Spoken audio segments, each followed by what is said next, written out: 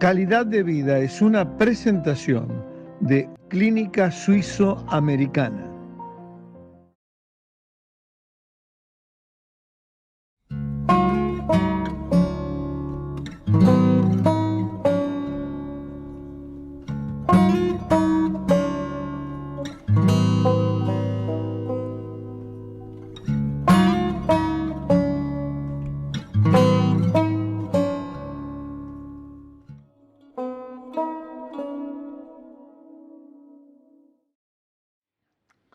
¿Qué tal, amigos? Estamos de vuelta en Calidad de Vida, naturalmente que en el país, para hablar de un tema de enorme importancia, pero además de mucha actualidad. ¿Cómo ha evolucionado hasta nuestros días el diagnóstico en materia de oncología? Ustedes saben que el cáncer es la segunda causa de mortalidad en nuestro país.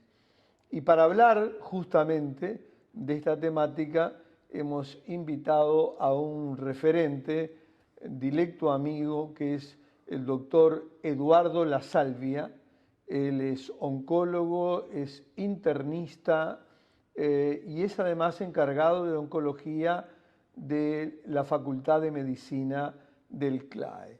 Eduardo, qué gusto de recibirte una vez más en Calidad de Vida. Muchas gracias por la invitación, como siempre, y un placer estar contigo y con la audiencia.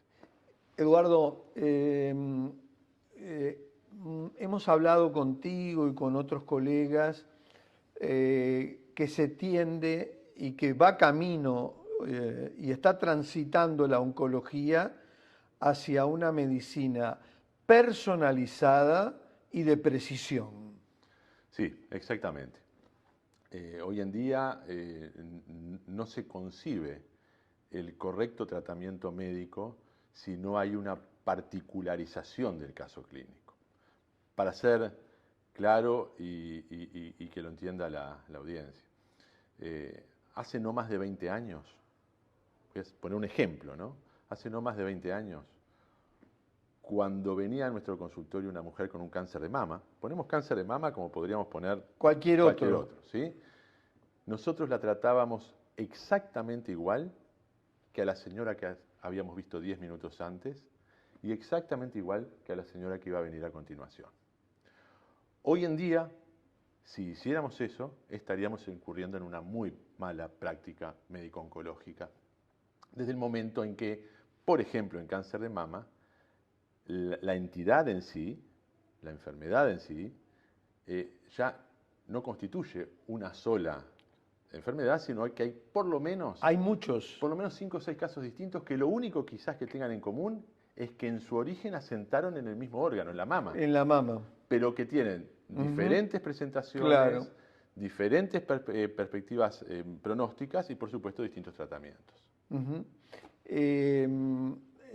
Hay un aspecto de enorme importancia que generalmente, digamos, se pasa por arriba, que es el diagnóstico.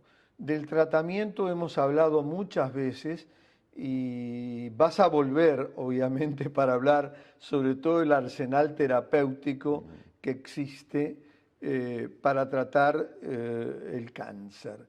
Pero me importa centrar la entrevista, Eduardo, en cómo ha ido evolucionando hasta nuestros días, hasta lo más novedoso, el diagnóstico justamente del cáncer. Bueno, es interesantísimo el punto. Muchas veces, no solamente la población en general, el periodismo especializado, sino los propios médicos, los propios oncólogos, nos encandilamos con las nuevas estrategias de tratamiento. Sí. Sin embargo... Venís tú o viene un colega tuyo y yo lo voy prácticamente de entrada. ¿Cuál es lo último, doctor, en materia terapéutica? Usted que estuvo en el ASCO, que es el mayor congreso mundial de oncología americano, que reúne a 30.000 oncólogos del mundo. Entonces, yo me traigo oncólogos que participaron, tratamiento. Exactamente. Ahora, si el tratamiento, por más sofisticado, más moderno, más de vanguardia que sea, se aplica sobre una enfermedad que no es sensible, entonces estaríamos realizando una oncología no solamente subóptima, sino hasta perjudicial para el paciente.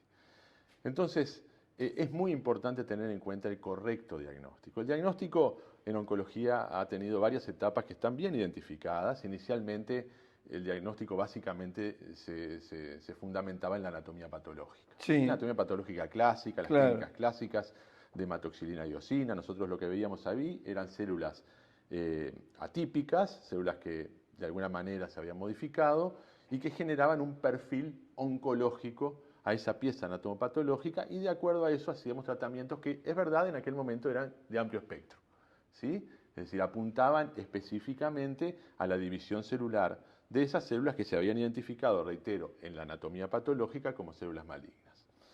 Ya más adelante, desde hace más o menos 20 años, 25 años, se empezó a profundizar en alguna técnica específica de la anatomía patológica, por ejemplo, la inmunohistoquímica. La inmunohistoquímica lo que hacía era definir, lo que hace, es definir algunas características estructurales y biológicas de la enfermedad que definen la potencial efectividad, la potencial sensibilidad a algunos tratamientos dirigidos a esas características. Claro. ¿Sí?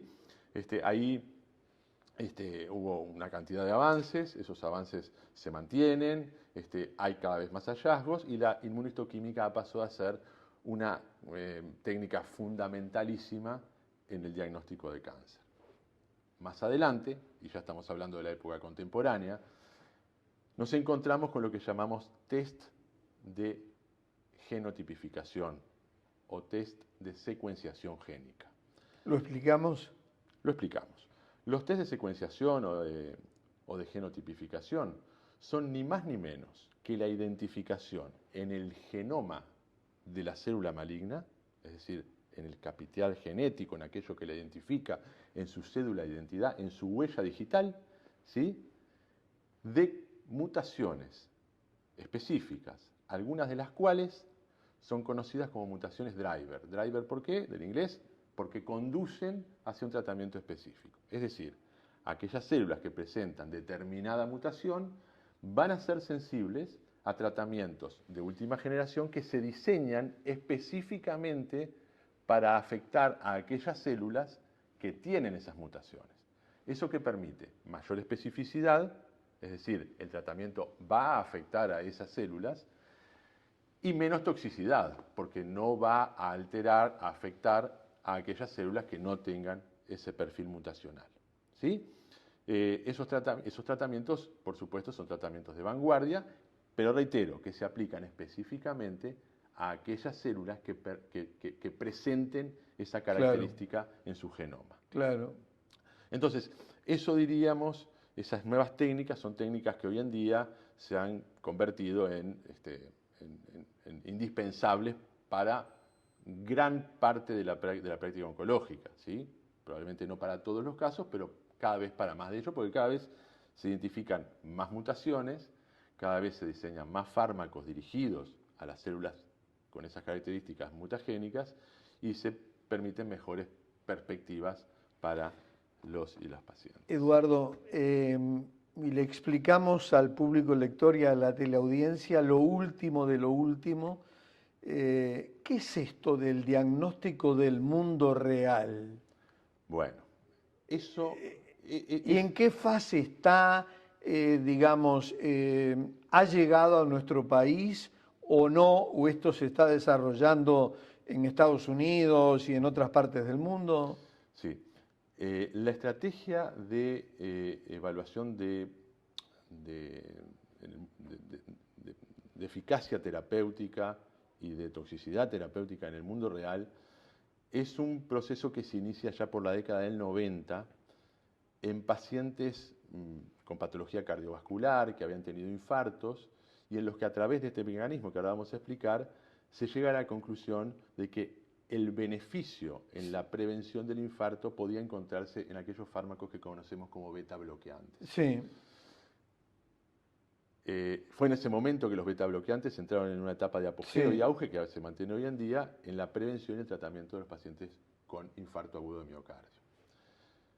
Esos estudios fueron de alguna manera enlentecidos en su desarrollo hasta que muy recientemente, a propósito del tema COVID, y con la necesidad de hacer evaluación de las vacunas en tiempos récords, Sí, ¿sí? fue así. Fue así. Se empezaron a instrumentar este tipo de estudios nuevamente y lograron valorar eficacia y toxicidad de las vacunas en tiempos que fueron realmente impensados. Meses. En meses, se midieron en meses, exactamente. En oncología han generado y están generando un gran beneficio. A ver. Es decir, primero vamos a tratar de explicar de qué se tratan estos estudios. Estos estudios son enormes bases de datos que paradojalmente van a lograr que nuestro paciente sea considerado único. Ajá. ¿Cómo se logra esto? Estas bases de datos, se llama Real World Data, ¿sí? Estas bases de datos se nutren de información que empiezan a generar los centros de atención de pacientes oncológicos. Ajá. Reciben información electrónica, reciben información proveniente de historias clínicas manuscritas, reciben información en todos los idiomas. Tienen la capacidad de traducir incluso historias manuscritas y hacer acopio de datos. Qué maravilla. De forma tal que si yo tengo un paciente y acudo a estas bases de datos, a pesar de ser bases de datos multitudinarias, por decirlo de alguna manera, que están cientos de miles de pacientes, Sí.